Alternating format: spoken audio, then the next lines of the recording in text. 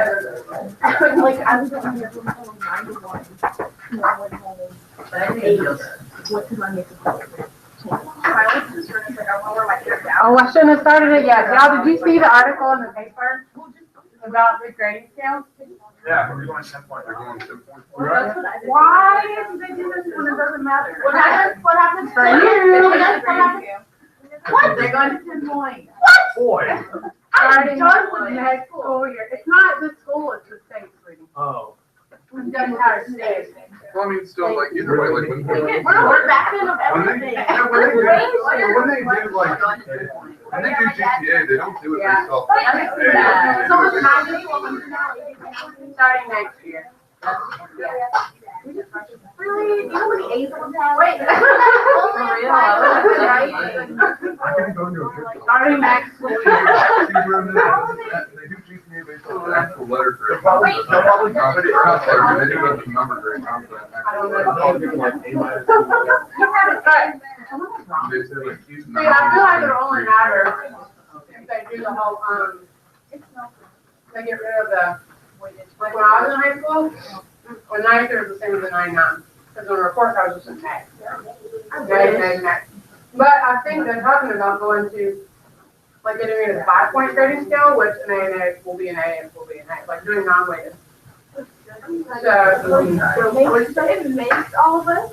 yeah. Crazy. So like, I mean, my parents there, they're like, 93, that's getting close to a B, and I'm like, Well, I mean, I think GTA, they do it based off, it's like the 90 to a 93, you get a certain point, or 93 to something. So it's not based off like failing an A. I don't think they. But on the official transcript, your number grade, but on there, Yeah. whereas when I was in high school, has the letter. Oh, okay, well, yeah, I y'all ran read that it. number. Today, I guess, today the scale probably, it's still like, it's still nice that they have. What? Yeah, right, so now, like, starting next year, you'll get a 4.0 or like a 9. What is Oh, I it? guess they do, okay, I didn't think, the non-weighted, non-weighted does it based off. Oh, yeah, that's smart. Yeah, it's like, Oh, but I mean, I like, was thinking of weighted, never mind. they don't matter. Like, now people will get a 4.0 credit for, you know, for 91 or 92 or whatever. Okay, so, someone, a senior, or just student subscribed from Discovery will be coming in, when they're in the class, just so you know. Credits in the new sheet. She's visiting. Okay, so let's talk about plant hormones and auxin. Already talked about this. Okay.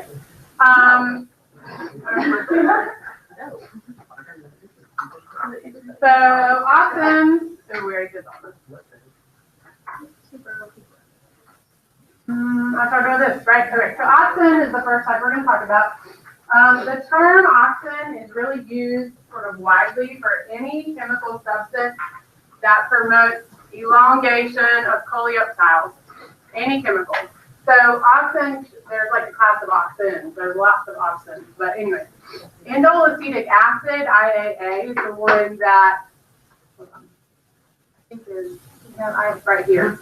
The one we're talking about in your book is a specific type, but so indolacetic acid. So what it does is, and this is the one that's naturally occurring in plants.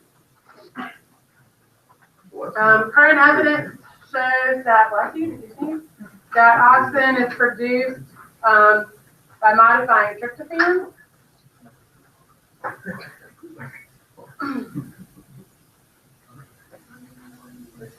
Yeah.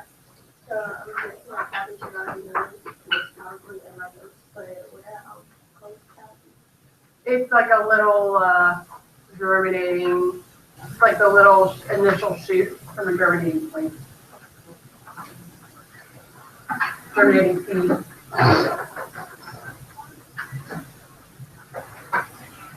Okay, so auxin does a number of things, and we're going to talk about a lot of things. Right, so one is stimulate cell elongation, and so we kind of talked about that with the phototropism. And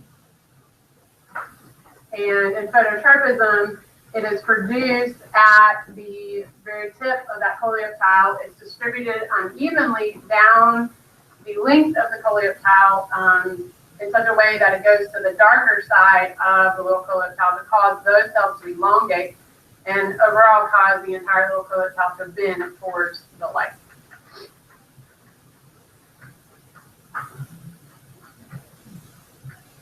Talk about how that actually happens.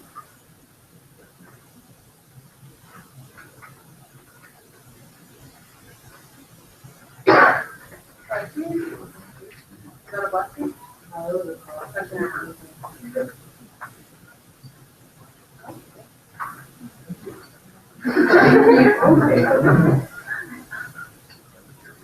This morning I woke up at 6:27. That was late for me, and I was like, I didn't hear my alarm. And so this dress was, I don't have to iron anything today, what in the heck can I wear? And I don't have to, I have to robe on it. So tomorrow, because we're all wearing green, I'm not already know what I'm wearing. I don't know what I'm wearing. Oh, the only green one that has a ball shirt.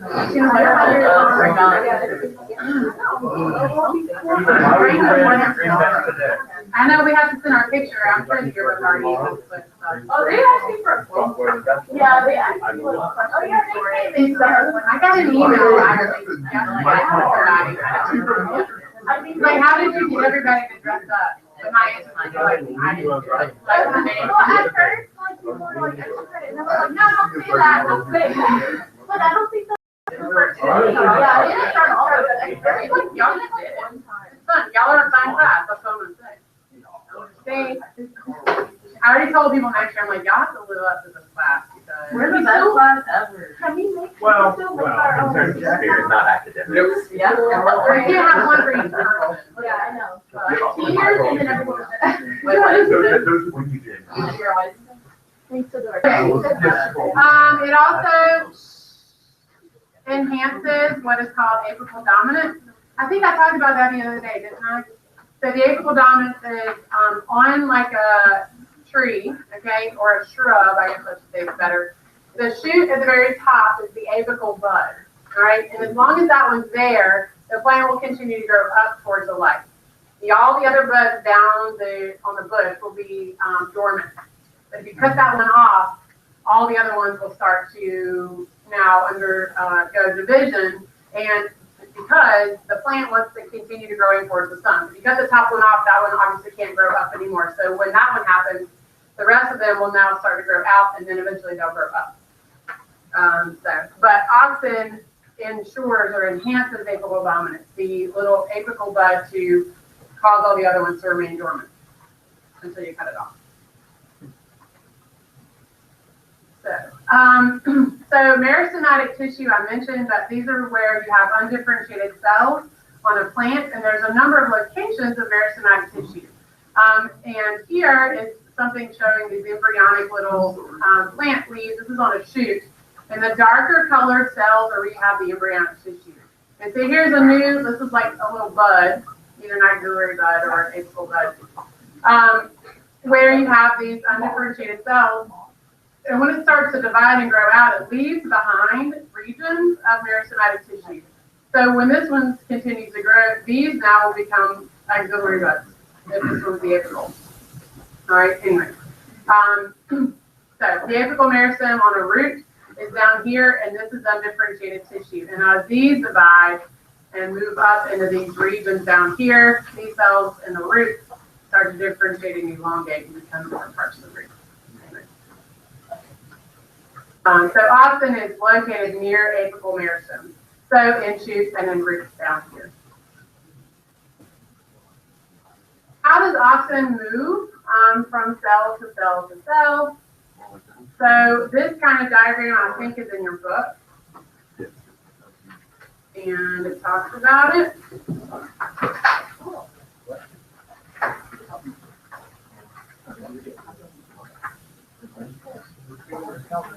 Okay, so here auxin is indicated by the A here, in this little pink box, I guess I should say. So within a cell, auxin has a negative charge.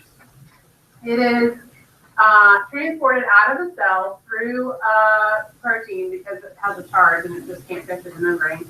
And notice this region here is like in the cell wall. All right, so when it's between cells in the cell wall area, it can pick up a hydrogen, and when that happens, it becomes neutralized.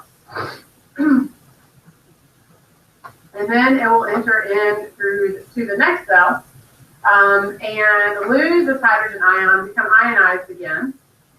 And there you go. These are showing proton pumps, these little guys here. So plant cells, like I said, always use proton pumps, so that's what happens.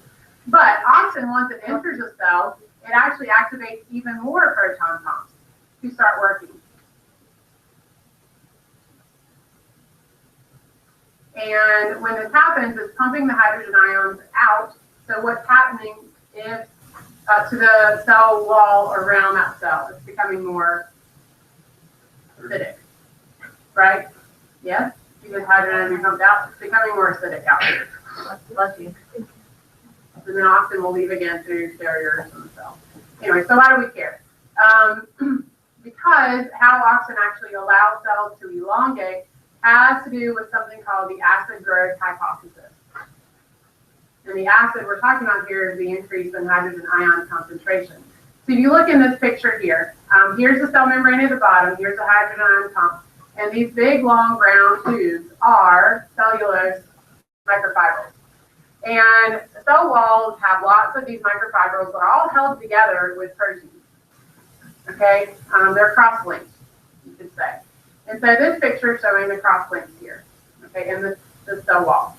So when hydrogen ions get pumped out into the cell wall, it actually activates enzymes that are located in here called expansins. A little purple back here. The expansins function to cut those cross-links. Now, by cutting the cross-links, are you causing the cell to expand? No.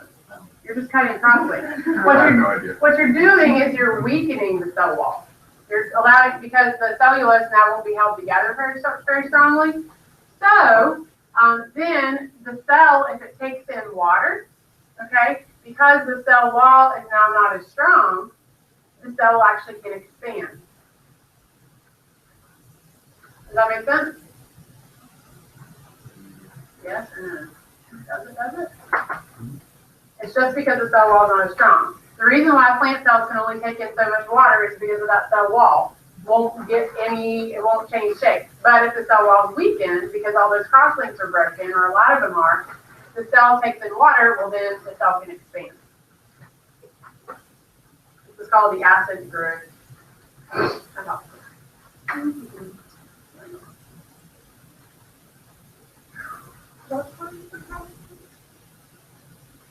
There are certain, what forms them? It's formed when the cell wall is synthesized. There are protein crosslinks in between them. Expansins actually break the crosslinks. What? There's enzymes in there, I guess, that form them. I just realized the microphone. Okay, hold on. I'm making sure I say everything. Yep. Okay. Auxins do other stuff. They can allow roots to form.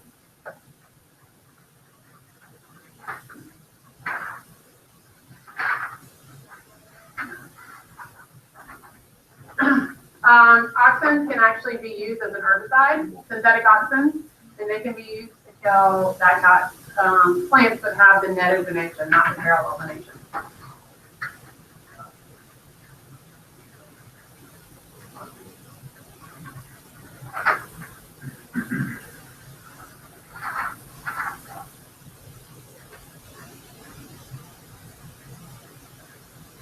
Those microfibrils, are the reason they're between two cells, like the cell wall? The microfibrils are the cellulose. In the cell wall. There's links between the different brown tubes on here. So basically the green, the cross links, the green on here is holding the microfibrils together. So these enzymes will actually break these crosslinks It's not between two cells and within the cell. within one cell wall, Okay. with one cell.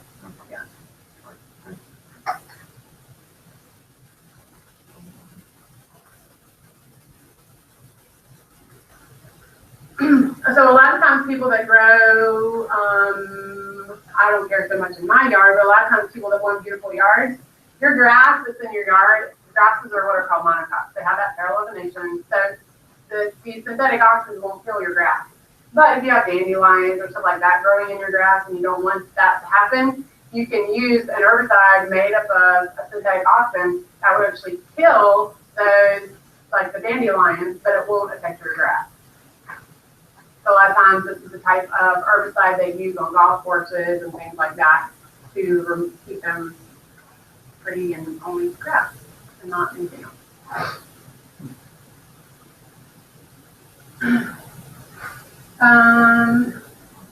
Let's see.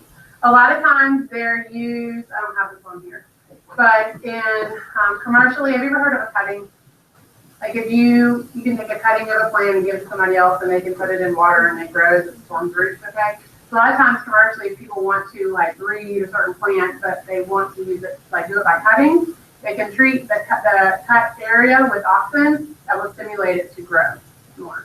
So commercially, auxins are used that way to allow them to propagate. Let's see, secondary growth, remember, is a growth out, like growth in width. So it can allow secondary growth to occur. Happens a lot of woody plants or that trees. Okay, let's see, we don't need to know that so much. A few other things, developing seeds will synthesize auxins, and that actually helps fruit to grow. Why do you want a fruit to grow? Why does the plant want a fruit to grow? We want it to grow so we can eat it. So why does the plant want a fruit to grow? So something will come and eat its seeds, and then it'll go poop them out somewhere else. Hi, this is Manushi. This is my small AP class right now. Oh, I'm missing like 7 of them. They're hundreds. Oh, okay. Were you in high school? No. Okay. You remember when they would all leave for like half a week and go to competition? That's what they are. How's it going? Good. Yeah. Please, go to Clemson. If I have any questions, sorry. You want to ask Manushi anything? College life is here. It's very different from high school. I miss having teachers who actually know who you are. But it's a lot of fun. What's your name? Biochem and genetics. That's literally me. Did you play it? No, I Allie, you're going to Yeah, you're going. Allie, Are you on spring break? Yeah. Y'all can all fly. Oh, yeah.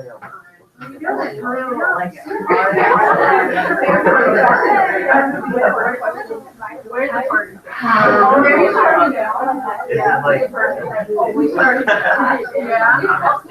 You were good. Hey, y'all listen to what she just said. This AP class has taught me so much. It's helped me in almost all of my biochem and genetics classes. So pay attention. Keep along.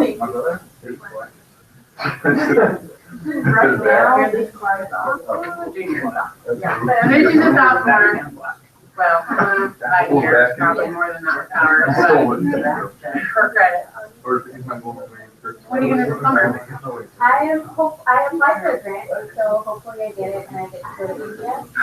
And it's an absence I don't know. I told you Yeah, that's awesome. Oh, you did it. Oh, yeah, that's so fun. Did you do anything last summer? Yeah, usually like first summer, you're like, oh, yeah, you're like, okay, I got something. I've started a couple of months. Yeah. Well, sometimes I see our school is like a prison, you know, it's hard to. I don't like it. What? I know, I saw her, she came to Justice Symposium on Saturday, she's at Whitewood now, like in high school, she loves it, I'm like, we're never gonna do that. But I do too, I mean, I like the, Yeah. at all. Yeah. Did I come in? I didn't know that really. Yeah.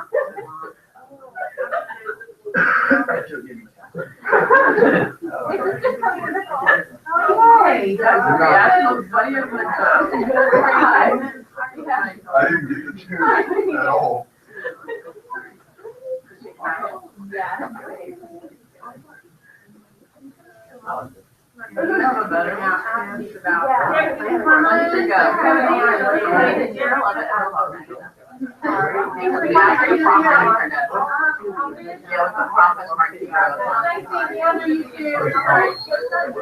Take care of it. All right. Oh, the pastor.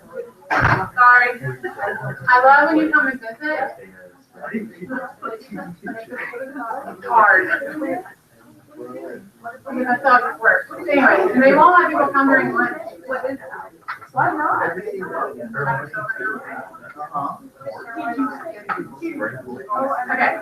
I didn't say that. Are you ready? Keep going. I'm talking about oxen.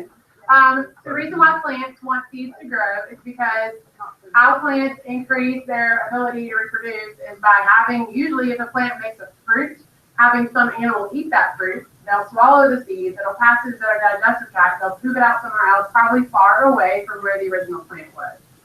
So that's why fruits exist. A lot of times what's interesting is that some seeds won't even germinate until after they've been exposed to an environment such as a digestive tract that ensures that they have been moved probably. Anyway, a lot of times synthetic auxins are also sprayed like on tomato vines because some tomatoes, you can buy seedless tomatoes and they won't actually develop properly without the seeds because the seeds produce auxin to help them develop. The person who's growing them will spray them with auxin so that they'll continue to grow even though they don't have seeds. Anyway, okay. Cytokinins are another type of hormone. Their name is derived from the fact that they stimulate cytokinesis, which is, remember, cell division. So it's a bunch of different hormones. They're all modified form of adenine. They're produced in fruits of plants, and embryos. Now, not all plants produce fruit. Know that.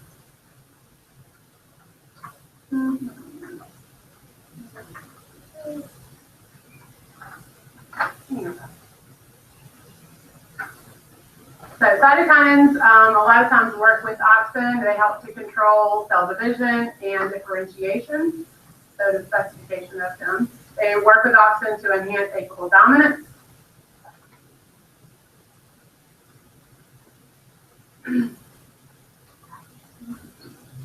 When cytokines aren't present, certain tissue will grow large, but it actually won't divide. And so that's sort of evidence that it definitely helps with that. They increase root formation. So you increase auxin amount, roots will form more roots, basically.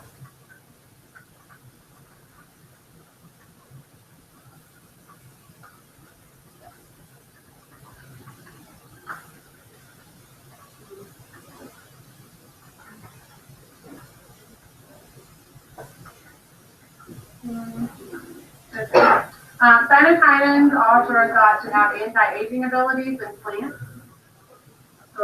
They can slow the aging of certain plant organs by preventing proteins from being degraded, by causing proteins to be synthesized and utilize nutrients. Yeah.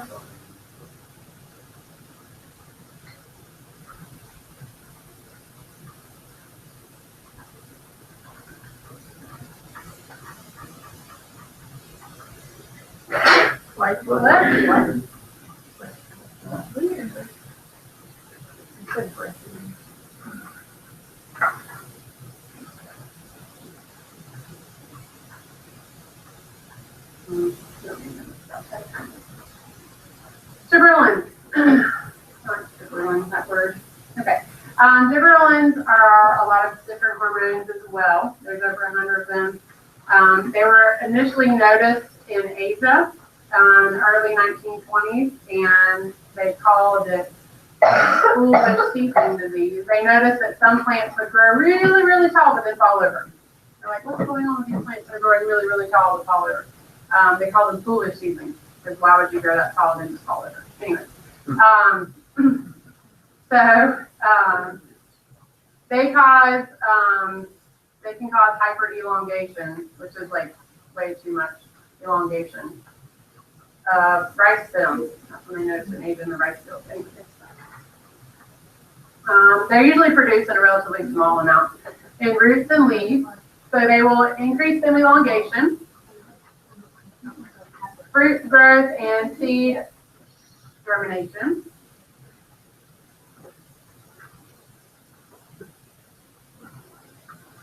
They think that they also will allow cells to expand a little bit by kind of doing the same thing auxins do by activating those expansins.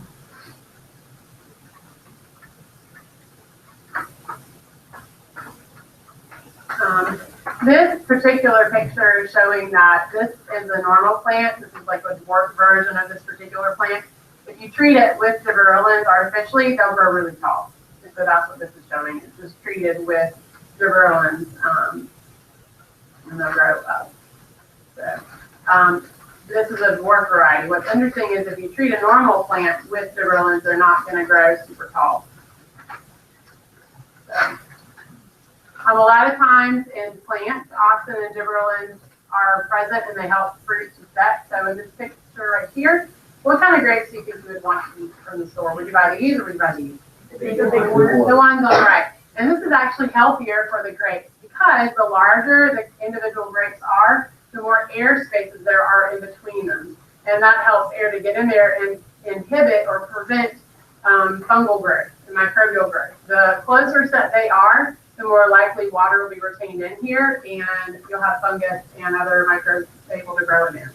So that's why it's better for them to be this big. Artists, like people that are growing grapes for consumption can spray them with chemicals, these synthetic hormones, to allow them to grow bigger to help prevent growth, like of mold and stuff. All right, how do they work in seeds? I talked about seeds and seed germination. So here we have a seed here. Seeds usually won't germinate, I mentioned this a little bit ago, until they've experienced certain environmental conditions. And this is to prevent seeds from germinating when the environment probably is not favorable. So one example is they need to actually take in water or imbibe water. So water inhibition. Anyway.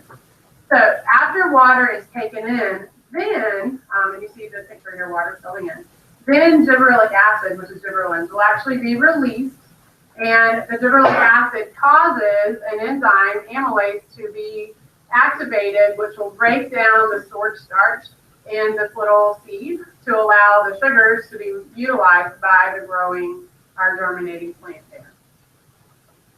But it will only happen, the gibberellic acid will only be released after water is taken in to prevent the seed from germinating when there's not enough water in the environment. Make sense? I know this is kind of boring, sorry. All right, rhabdomyosteroids are hormones. This one's really short. Okay. They work with cell elongation and division. You don't need to know much about this.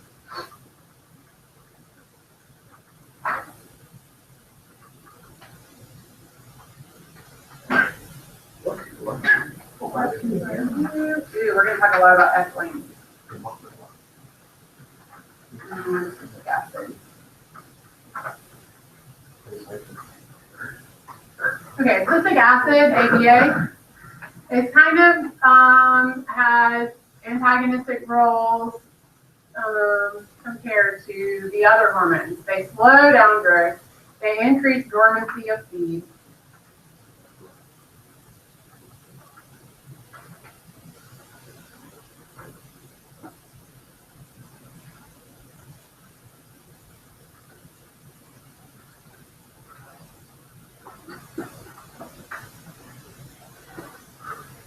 So it's an antagonist to auxin, gibberellins. It works in opposition to those.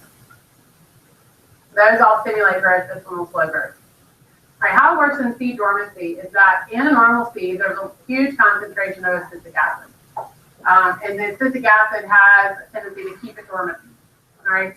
But when the seed takes in a lot of water, the abscisic acid will either leach out or will be so diluted, then it will no longer prevent seeds from germinating. Does that make sense? But it also is there as sort of a secondary protector to prevent the seed from germinating when it's not in the right environment.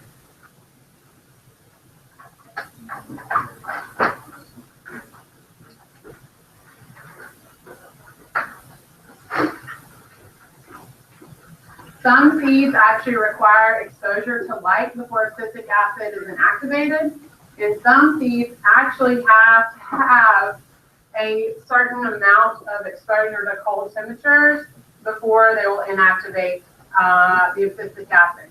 And it's because certain seeds that are like, maybe in the winter time, it needs to make sure that the winter is over before it'll germinate. So it has to experience a certain prolonged period of cold before the abscisic acid is inactivated. It's kind of interesting.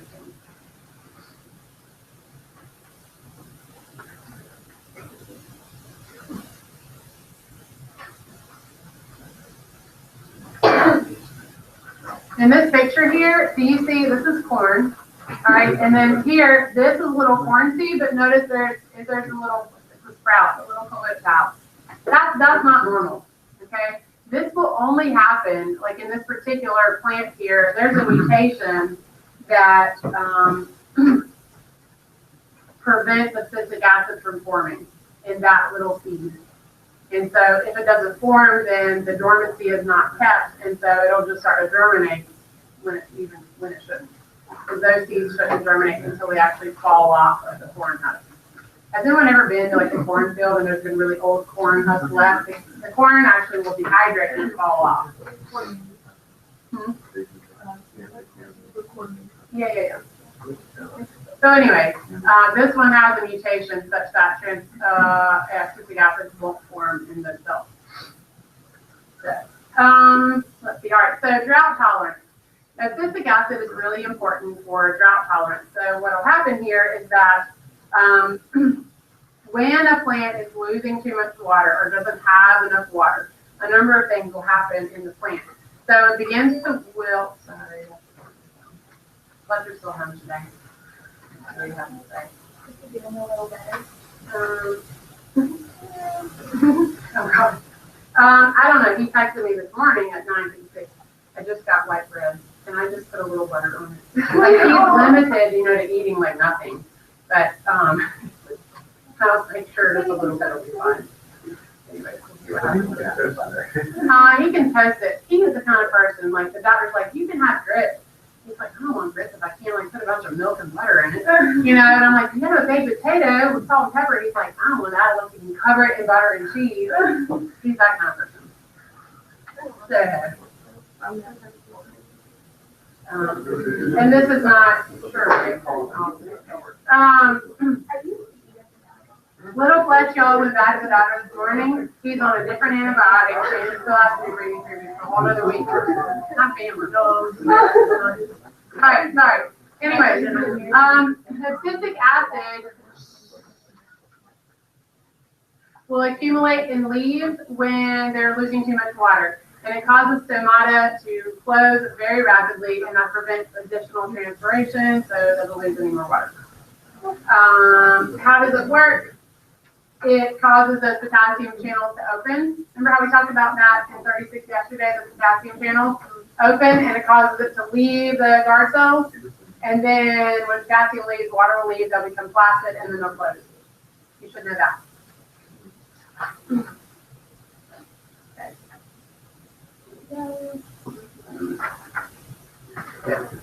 Alright, moving on. Ethylene is, I think, the coolest hormone because it's a gas. It's actually a gas.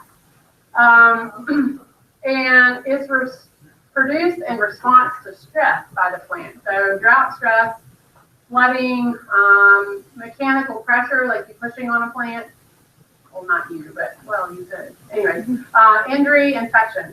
So there's a lot of different things we'll talk about with ethylene gas. It's kind of cool, actually. The first one I'll talk about is triple response. All right, right, so the first one we'll talk about is the triple response, and this picture right here is showing this triple response. So imagine, if you will, a plant growing and it got super unfortunate. It started growing underneath a fence. Like, remember those picket fences, you know what I'm talking about? And it landed underneath a picket fence, like right here. So it's growing up. All right, so what happens when it reaches that big flat? Okay, it can't grow into the flat. So what happens with the plant? What do you think? It turns out and it starts growing up again, right? That's what happens. Well, how does that happen? Because of ethylene gas and this thing called the triple response. So when it starts to grow up and it starts to grow and it touches the flat, okay, it's going to receive pressure or mechanical pressure, okay, because it's trying to grow up and it's touching that thing and it's receiving pressure. So what happens is that if ethylene gas is released by the plant, because it's getting pressure, it slows down the growth of that plant. It causes it to thicken, get thicker, and curve, okay? And then eventually it'll kind of keep testing up and up. When it doesn't receive any more pressure, then it'll start to grow up again. And so allow plants to keep growing up towards the sun, even though there might be something in the way. So that's what this is showing, this triple response. It slows down growth, it thickens up, and it curves. And this is just showing the concentration of ethylene gas that these plants were exposed to. This is a really high concentration. This is a really low. This is obviously none. So that's that. That's called the triple response. Slows growth, thickens, down, curves. Those are the three things. Response to mechanical stress. Yeah. So like, did we have like a question a while ago? It's not like it's like what that afterwards is that. Oh, we'll talk about that. Okay. Yeah. That's another slide or another step. I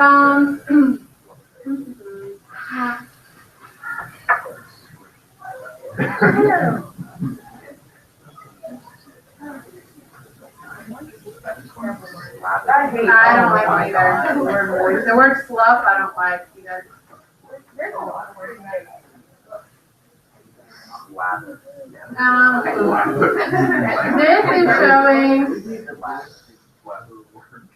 This particular is showing Arabidopsis plant. I told you a long time ago, Arabidopsis is a plant used a lot in genetics research for plants.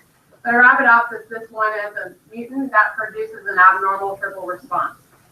It's called an EIN mutant because it's ethylene insensitive. EIN, ethylene insensitive. That's where the EIN comes from.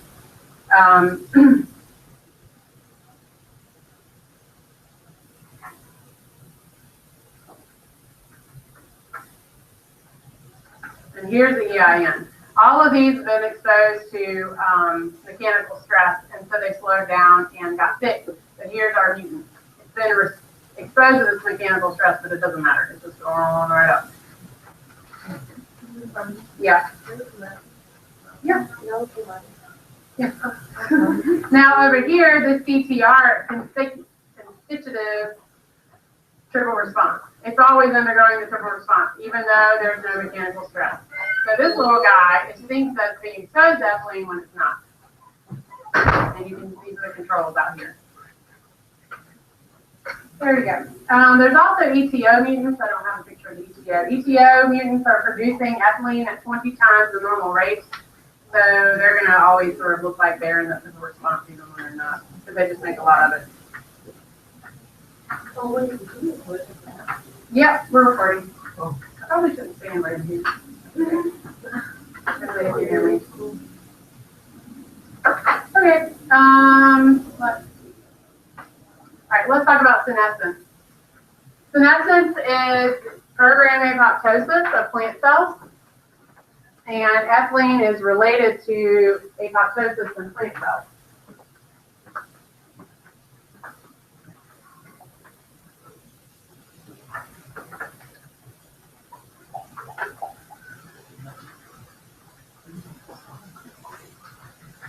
No, I had to run around the parking lot yesterday with a sandbag. Why? How about you? Oh, here. Oh, no. It was hard. Called Body Smith. Oh, is that, McDonald's. Oh, yeah. My mom, Yeah. you do look at this. Mm-hmm. Even though my I think so. I knew that name. You know what we're doing? Do you still go to that meeting, sorry? I bet I do. Yeah, I bet I do. I'll just see. I usually go to 7:30 class. Last 2 days I've gone to 5:30. My mother-in-law watching it. But, yeah. Usually it's me and this guy named Green at 7:30 in the fall. But 5:30 class is big. I feel like I know the name earlier. There's a lot of people that got 5:30 class. Okay, so let's talk about this. So apoptosis and leaf of fission. Don't write this down yet, just listen to me. You know how in the fall leaves fall off of deciduous plants, yes? How does that happen? Look, so here's a leaf, and this little thing that attaches the leaf to this branch is called, I think it's called a petiole. Anyways, it's basically like a layer of cells that's glue, basically, okay? And in the fall, what happens is that this layer of cells right here dies and undergoes apoptosis. Well, if they're not there anymore, the glue no longer functions, this thing gets kind of heavy and falls off. So that's how they actually fall off, like what's going on.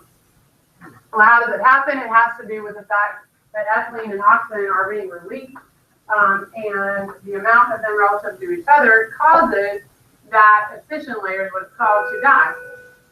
And it happens in the fall. And a lot of times it's triggered by the change in the amount of light, because in the fall, the light levels go down and the length of the day gets shorter, and the plants can sense that because of their phytochromes. So we'll talk about the proteins in a little bit. But they sense that, and then the hormones will be released and cause this to happen. And so why do we care? Like what helps plants? Why is this beneficial to them? To lose their leaves. Yeah, because in the winter, one, it's really cold. They don't get a lot of sun, and the amount of sun they get, the strength of the sunlight is a lot lower. So it saves them energy basically from photosynthesizing. They just basically go dormant during that time period. They would lose too much water versus the amount of sun they'd be getting. And so it's more beneficial to them to just go dormant.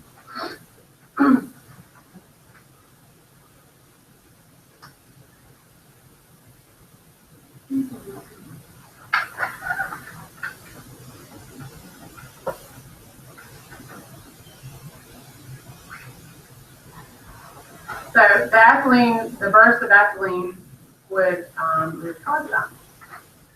So about fruit ripening in a minute. You want to write it? Did you write this? Okay. Oh, we still have to talk about cytochrome.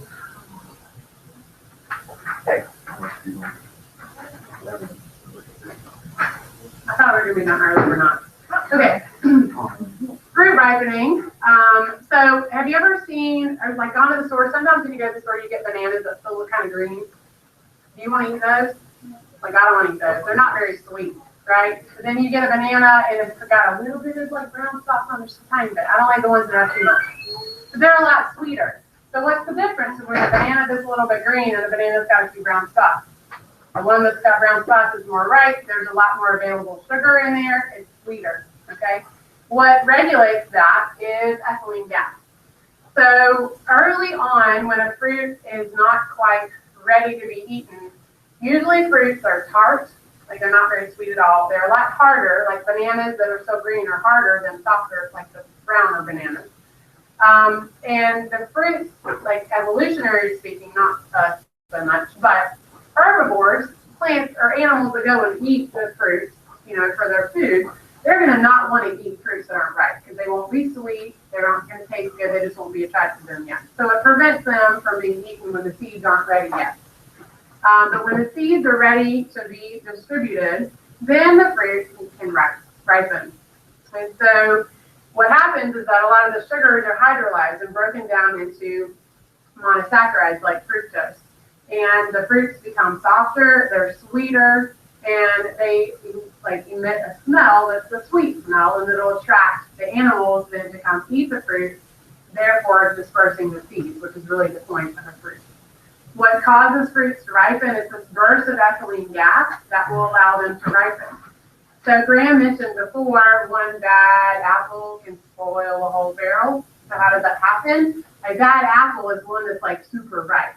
So if you put in a super ripe apple into a whole barrel, you're gonna be having a lot of ethylene in there, and they will all ripen at a much faster rate, and then they can spoil much more quickly. Have you ever heard of, like, if you want to ripen your bananas faster, put it into like a paper bag with a ripe banana, they expose the higher concentration of ethylene and keep the ethylene around them for longer in the bag. That'll cause them to ripen faster. Yeah. Avocado is a fruit, so. I love them. They're good. They have the money. No, it is so good. It's like gravy. So the ethylene, how it works is it causes the starch, like I said, to hydrolyze into monomers, okay, to make it much more sweeter, and also cell walls will break down a bit and to make it softer. Have you ever bitten into like a super ripe apple? Ugh, it's like mush. I don't like it. Anyways, ethylene actually will trigger more ethylene and more and more and more, which is also why if you put a really ripe apple into a whole barrel, like it'll just cause more ethylene to be released from itself, and then the other ones will start making more ethylene, and it'll just get ripe really fast.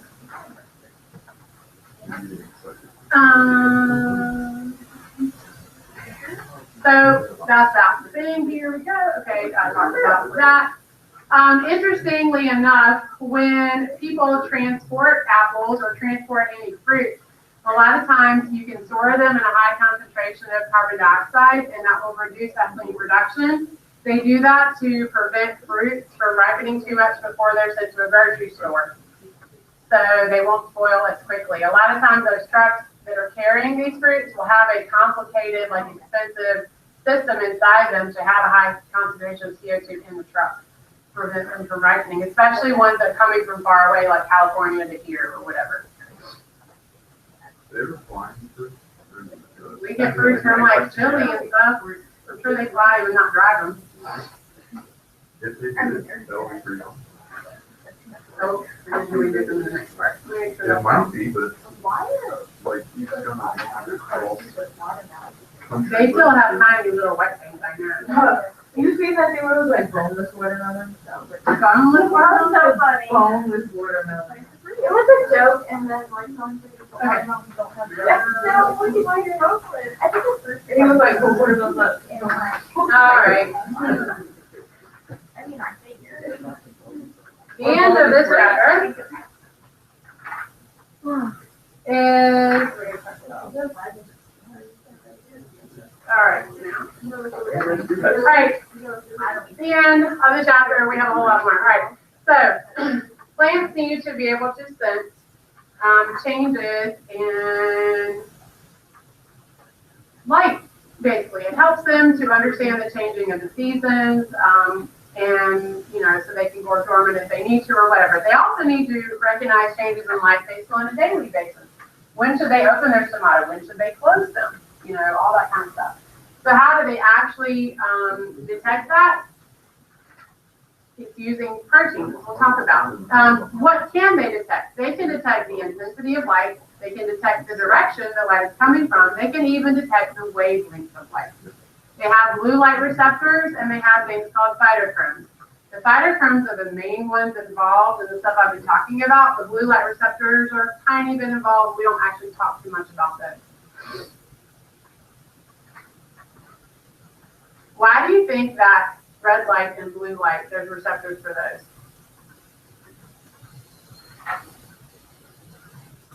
There's a long one, right? The other colors are. Don't ignore this line. Think about, you remember the action spectrum for chlorophyll? It was high over here, it went way down here, and it went up over here. You remember?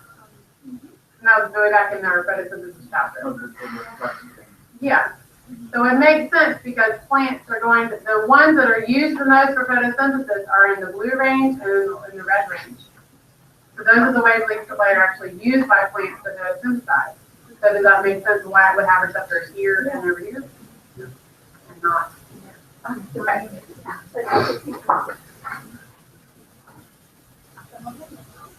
All right, we talked about that before. All right, so blue light receptors. This is showing an action spectrum for blue light receptors. And it absorbs the most over here at 436, but absorbs it anywhere in this range, and notice really nowhere else. And down here, it's showing the coleoptile response to different colors of light. So using a prism, you can separate the different wavelengths of light that something's exposed to. So after about an hour and a half, all right, notice this little plant is bending towards the light, but the rest of them aren't. So what does this tell you the function of blue light would be? In this particular case, blue light helps plants do what?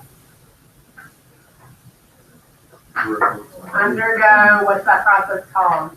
Ooh, a photo. Yeah, Oh, yes. phototropism. Your test is on Friday, remember?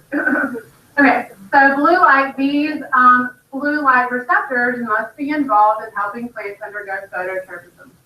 Make sense? Is there a lot of fun?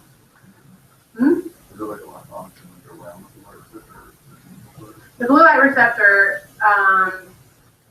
remember from a long time ago, I'm find it. The blue light receptor must be receiving the light, changing shape, causing a signal transduction pathway to eventually cause oxygen to be released. So that is probably what's going on. So like I said, there's two major classes of light receptors, blue light receptors and the red light ones, which are called phytochromes. We're going to spend a lot of time talking about phytochromes and only like right now talking about blue light. So the blue light receptors, like I said, help control phototropism, which you can see in this little experiment here. All right. They also help to control somatal opening and hypocaudal elongation.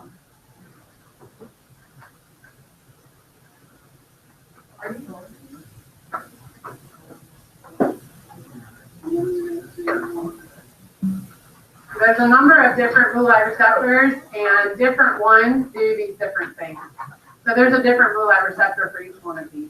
They actually have names, you don't need to know them. Thank goodness. But like I said, for the most part, we're going to talk about phytochromes, which are the red light receptors. So phytochromes are super important for plants to detect all kinds of things about light. And they regulate its responses to light throughout its life. And the responses can vary anything from seed germination to shade avoidance. What do you think shade avoidance is? Right, getting away from the shade. Going up or around or out to get away from shade.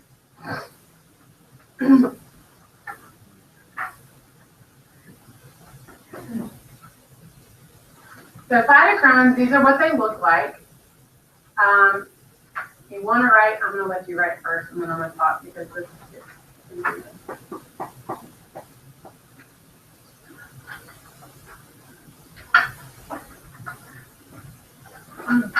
Would you let Fletcher wear a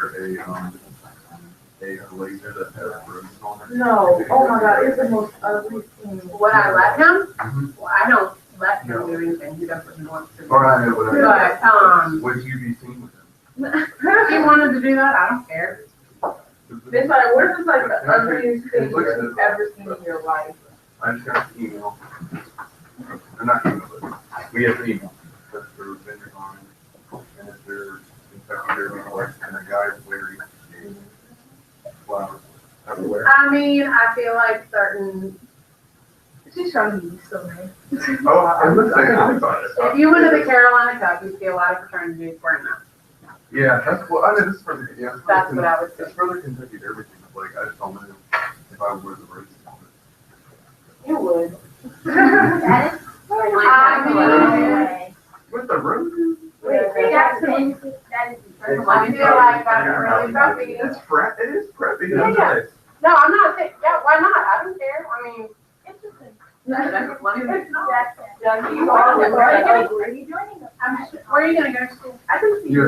Yeah, so I'm sure you'll go to the Carolina Cup, probably your Oh, first yeah. year. You You don't don't know? have to join us, Brad.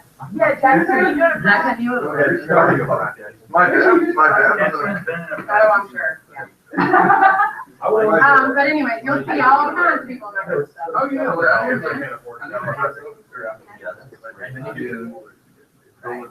I know you dress up like. I mean, it looks nice. It's $700. You would.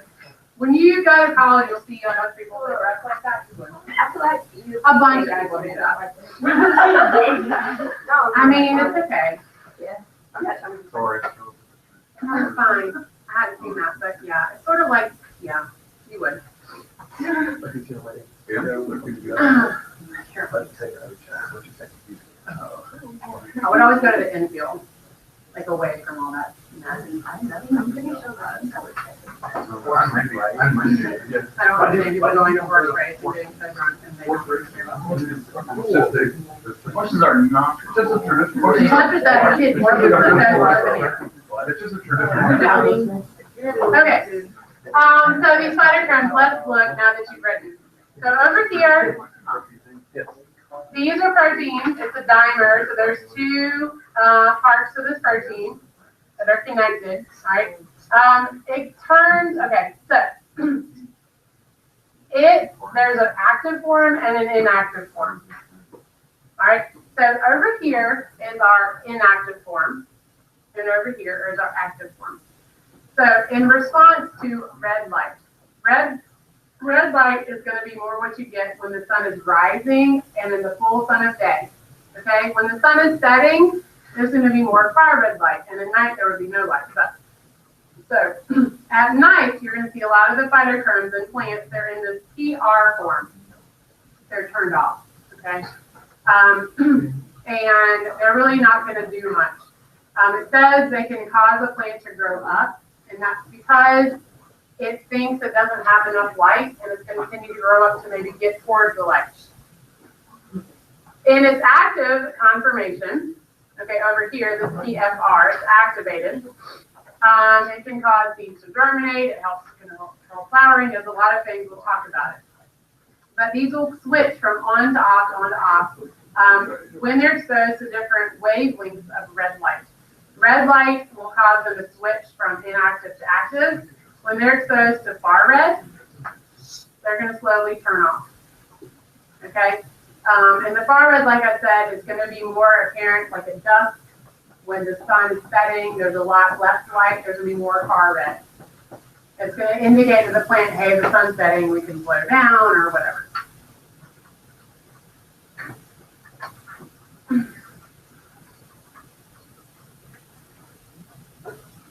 These, a phytochrome has kinase activity, or the ability to phosphorylate things.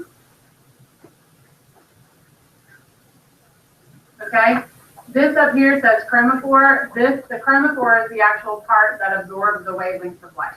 Down here, this bottom part is the part that actually has the enzymatic ability to phosphorylate other proteins or things. So these two are what we call isomers of each other, inactive and active forms. The PFR is the one that's going to cause the plant to do a lot of things because it thinks it's being exposed to a good amount of light. Over here, the plant is basically dormant. Okay. A lot of times, plants will synthesize. When they first synthesize these phytochromes, you think they synthesize them in the on or in the off shape. The off shape. When they actually make them initially, they make them in the PR form.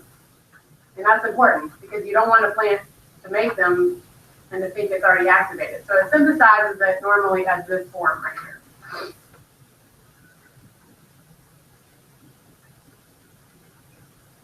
All right. They were initially discovered by people looking at seed germination. And so I'm going to show you down here. I'm going to explain these things down here. So these are lettuce seedlings. And what happens is, like, obviously, unless you're in the dark, most of the time, the seedlings won't germinate. Now, these random ones that do, something's going on with them, they're mutated or something. They shouldn't germinate because there's no light. Now, notice they've been exposed to a flash of red light and then followed by darkness. But what happens to most of them? They're going to germinate. And the reason is because of these proteins. The flash of red light turns these guys into the on form. They're like, oh, we're exposed to the sun, let's go. And they'll start germinating. All right. Over here, this one is showing the flash of red followed by a flash of far red and then darkness. Well, this picture looks like this one. You turn them on, but then you turn them right back off. It's like nothing happened. Make sense? Okay, over here, red, far red, red, off, off, or on, so they think it's on and they got the red light. Anyway, the point of these experiments is it matters upon their last exposure to light, their very last one. Does that make sense? Okay. And it all has to do with the fact that it's these proteins that are switching their shape. Okay, so if you expose them to far red light, they're going to turn off. Doesn't matter what they were exposed to before that. It's their last exposure to the light. Okay. All right, we already know that. So phytochromes help not only with what type of light is there, but also the quality of light. So like I said before, plants that are, it's like dust time, or plants that are in the shade are going to be receiving more far red light. So they won't, a lot of their phytochromes won't be in the active form. And so they're going to cause them to grow up and to try to get away from the shade, undergo the shade avoidance thing.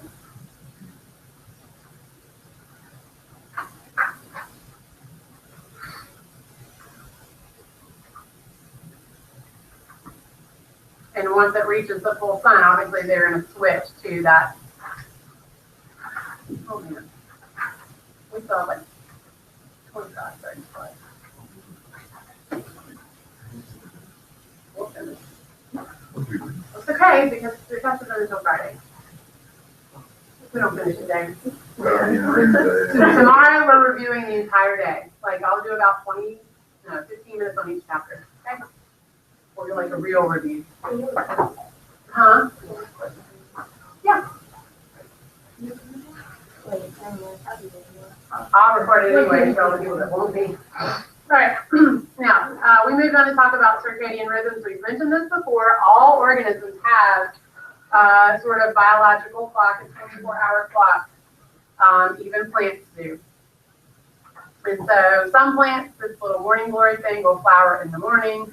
4 o'clock plants flower at 4 o'clock in the afternoon, usually around that time. Anyway, this particular plant, its leaves will be straight up at noon, but at midnight they kind of go down. Why is that? It helps it get the most sunlight. Where's the sun at noon? Right up ahead. Anyway. So how does the light help to train or keep the 24-hour cycle basically going right on track? So a lot of these are genetically controlled, but you have to use your environment to help keep it on track. So the phytochromes, like I said, help the plant to know when the sun's rising and when the sun's setting, because when the sun's rising, you're getting more and more regular red light, and the phytochromes are going to be turning on. When the sun's setting, you're going to be getting more far red, so they'll be slowly turning off. So that gives the plants environmental cues of what time of day it is.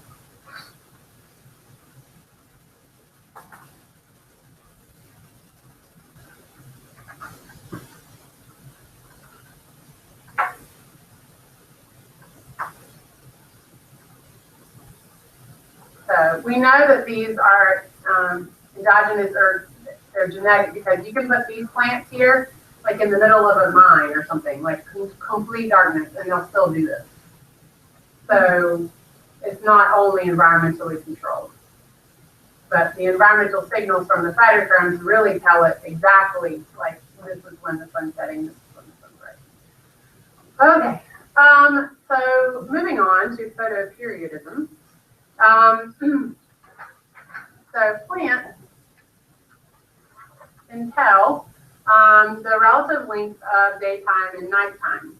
Something called a photoperiod is basically the relative length of night and day. And plants use this to tell them the seasons, basically.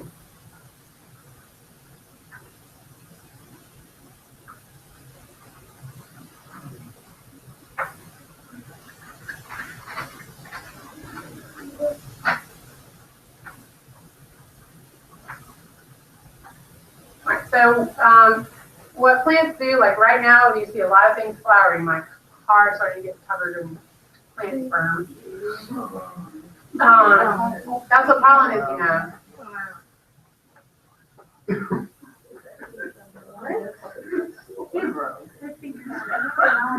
What did you say? Fever? Oh, no. I feel like call this plant firm. Oh, he did. And then Carl just remember reminds me that we didn't. Maybe it was bigger. Talking about. He's a little bigger. What did he talk about? All right. Okay. Anyway, maybe I'll put it in my head. I'll just keep it in my head. All right. So the photo period will tell plants, all right, when should we flower? Okay, right now you see a lot of plants flowering, and it's because their pollinators are going to be out. Some plants flower during the winter, actually, but some seeds will germinate depending on photo period, things like that. So there's a lot of responses plants have to photo periods. So we're going to talk particularly about flowering, and a lot of times flowering in certain species of plants has directly to do with the photo period. So there are different types of plants: short day, long day, and day neutral.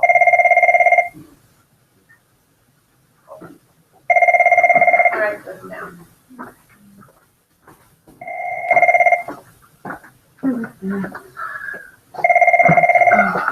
Hello.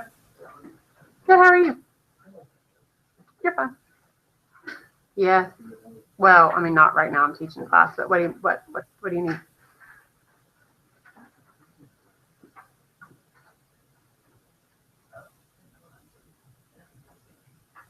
Oh.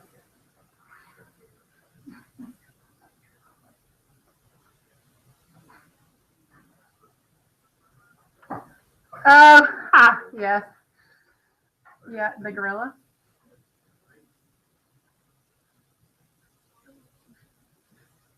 Sure, yes, fine.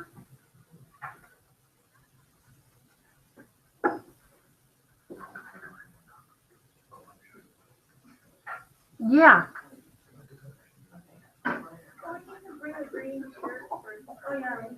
Yeah, sure, that's fine. Thank you.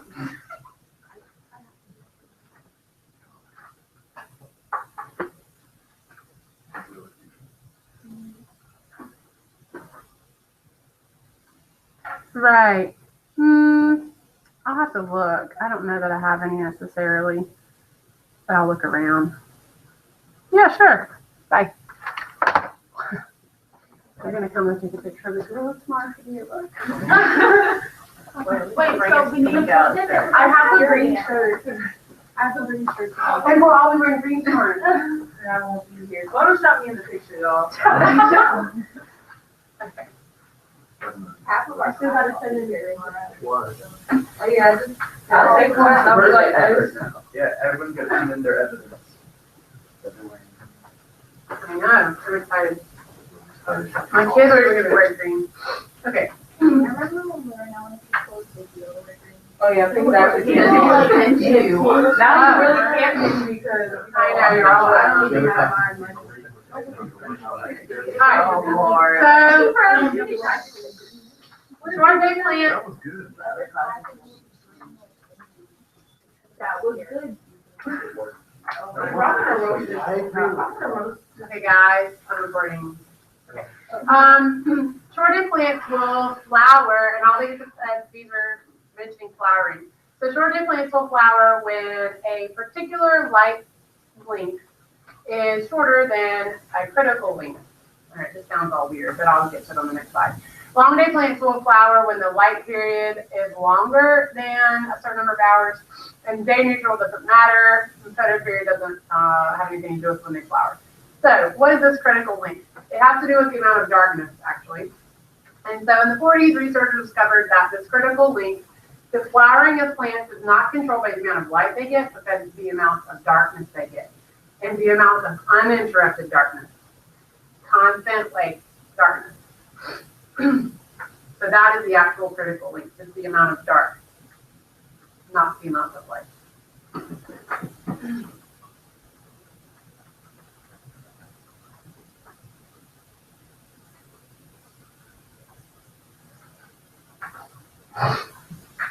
Okay, so short day plants are, here, I'm just going to go to this picture.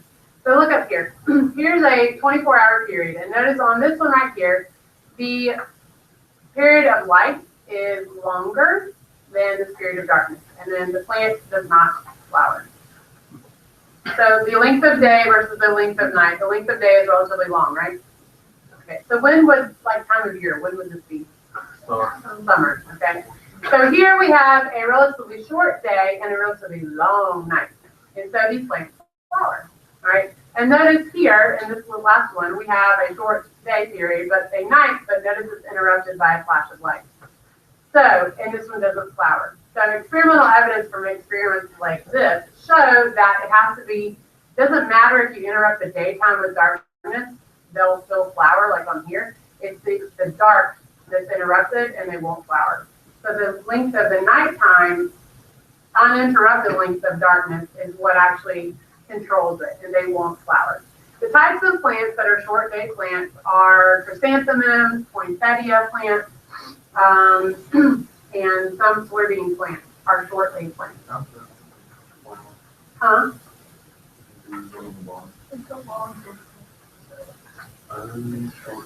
Yeah.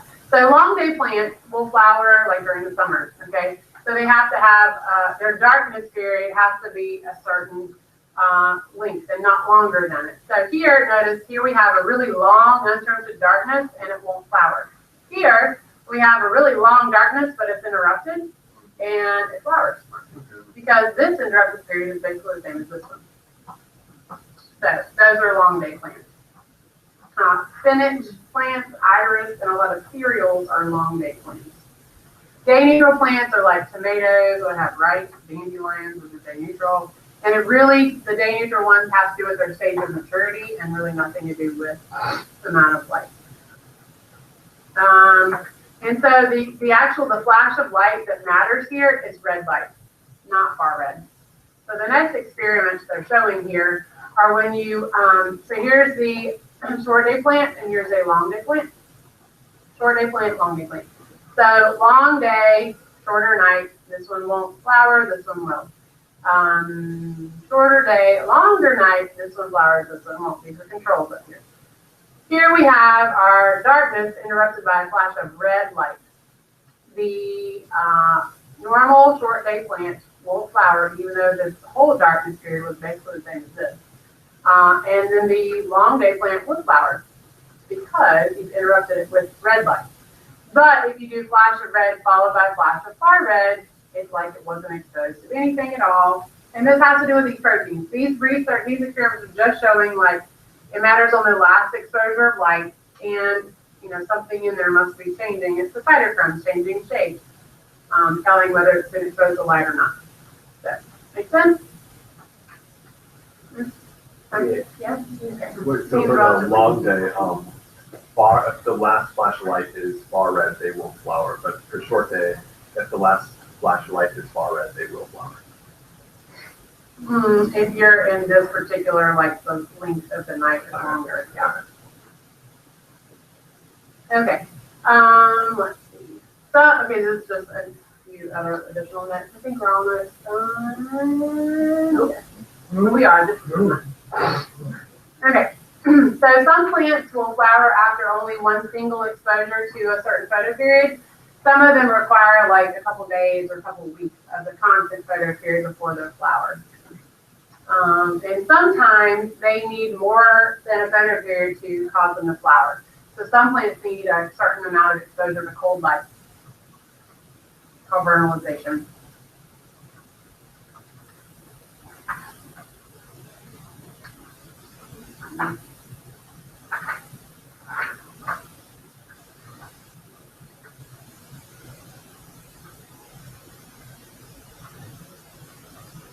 A lot of times people that produce flowers, chrysanthemums are these flowers, and some people want chrysanthemums for like Mother's Day and stuff, but these normally flower during the winter. So Mother's Day is like in May.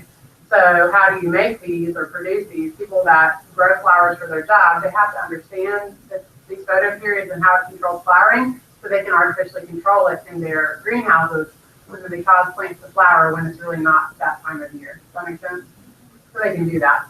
That's how you get poinsettias. Poinsettias are normally flower like in January because the length of the night is really short, or late December, but people really want to start buying poinsettias like late November. in early December, normally they wouldn't flower just yet. So they have to control that, so they'll flower earlier, so then people will buy them. Anyway. Okay. There is an idea that there are also additional chemical signals that will help control flowering. So they call this flowering hormone origin, and they think it's produced by a gene called constans. And a little bit of experimental evidence that supports this is that here we have a short day plant. Notice it's flowering because it was exposed to this really long night. Okay, and then here we have a long day plant, not flowering, exposed to a really long night, not flowering. Okay, then what they do is they cut part of the long day plant off and put it onto the short day plant, and it causes the long day plant to flower, even when it's still exposed to this really long night. And they think it's because of some sort of chemical being produced by the short day plant that then travels up through the stem into this long day plant that causes the flower. So they think there's some other stuff besides just the changing in shape of their phytochromes. They must cause some sort of signal transduction cascade. Wow. Like, that was like, You just cut it and kind of put it on there. You kind of have to wrap it a little bit, but It's still. we grafting. They do it a lot. That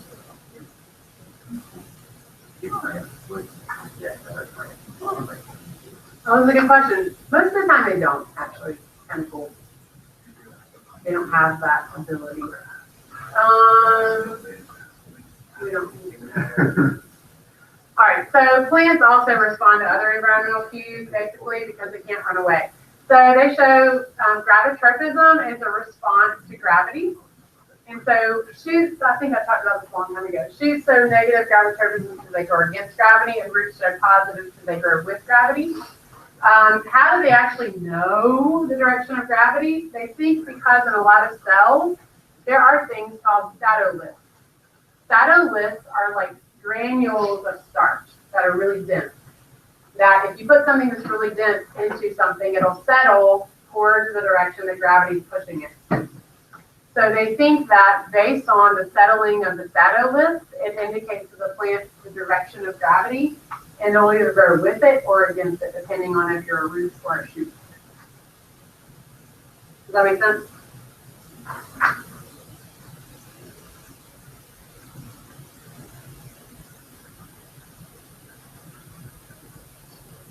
So they've done experiments with mutants that don't have statoliths, and they show them responding slower to gravity. What's interesting is that they still kind of show the gravitropism. So it must be more than just the statolith that helps them, but they're not sure what it is. It could be other organelles are denser and they will settle to one side, so it might be using that information. All right, also responses to, I already talked about this. Oh, that's what I just said. Good. Thigmotropism is a response to touch. I showed you the mimosa plant yesterday, the video of that person torturing his plant. But how do they do this? They, it rapidly changes sugar pressure and causes them to sort of bend. That thigmomorphogenesis is a response to some sort of mechanical turbulence.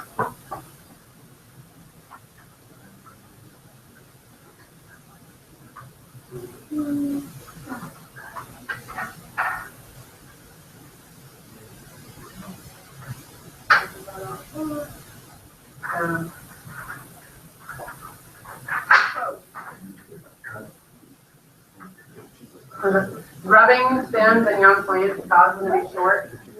And that has to also do with a triple response.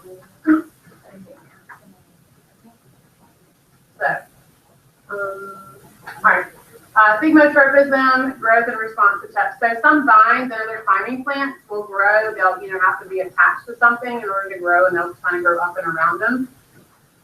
We talked about the mimosa plant a little bit yesterday with the quote-unquote nervous system. I mean, they don't have one. But they utilize the phloem sap to conduct sort of action potentials based on changing ion concentrations. And by doing it so fast, they can rapidly change their leaf orientation.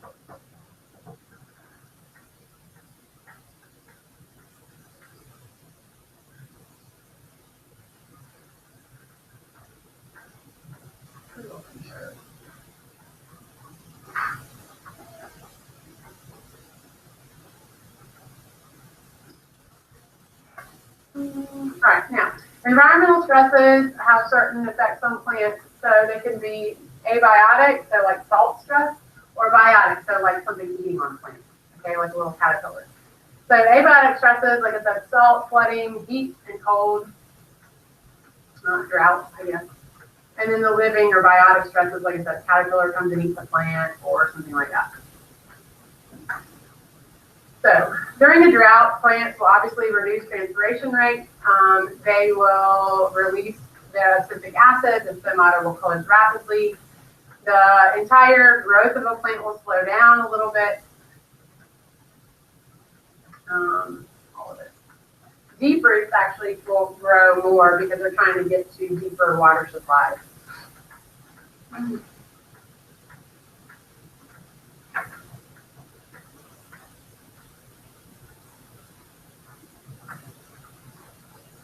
Prolonged drought will kill plants, obviously.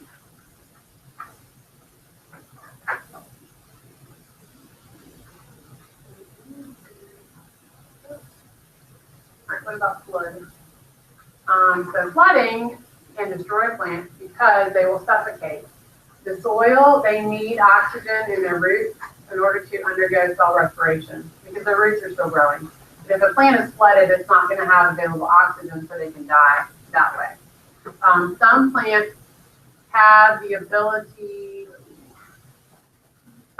sometimes they will destroy cells in the cortex of their roots, and you can kind of see it here. It'll provide sort of air bubbles in their roots to help them survive.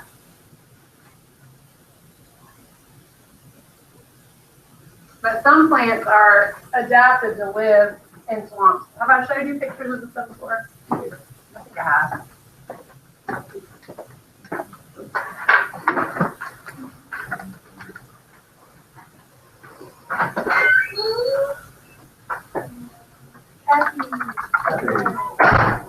Hello. How'd it go? Was it good? Yeah. Some people sign up, got parent cassette forms, and that puts your room number on their sheet so they can turn it into you. Thank you. Your room is 8112, right? What? 81. I mean E312. Okay, yeah. Yeah. Thank you. All right. So mangroves. Oh, whoa. Thank you. Do you see these mangroves are plants that live towards the ocean, and these are them. But look, these little roots that come out of the ground, they're like little aerators. They're called nematophores, and they help plants take in oxygen, even though most of the roots could be totally submerged in water.